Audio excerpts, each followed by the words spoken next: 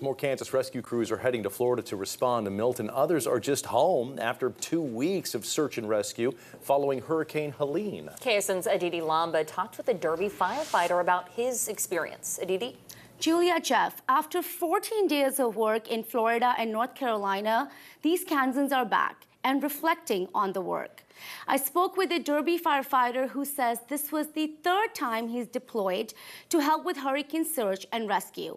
They went through 1,400 buildings and structures to rescue people or make sure everyone had gotten out okay. They also worked to clear debris.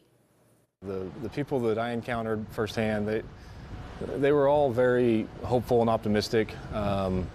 They're very, very kind people and just, thankful for what they have left, and they're gonna stay and rebuild. One of his roles was to deal with technology and navigation through the challenging terrain and debris. The Kansas task force had a task which for many is unimaginable.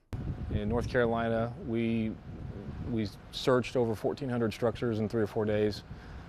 Sometimes we were one of the first responders that had made it to that house to talk to those people. The task force saw miles of destruction.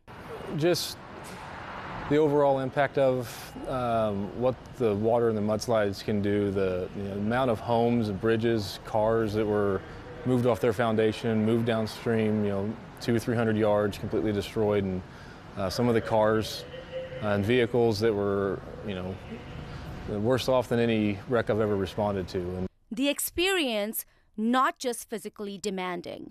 the hardest part for me was just being away from family, but all of our families are very supportive. Captain Ludwig inspired by the resilient people he met. Looking around when their houses are destroyed and their vehicles are destroyed and loved ones and friends that have been lost, they still had a very optimistic viewpoint on life. This is the third hurricane he's responded to, and he said he would do it again. He wants people to know that the work is hard but rewarding, calling his role as a first responder the best way to help communities. Here for you, Aditi Lamba, KSN News 3.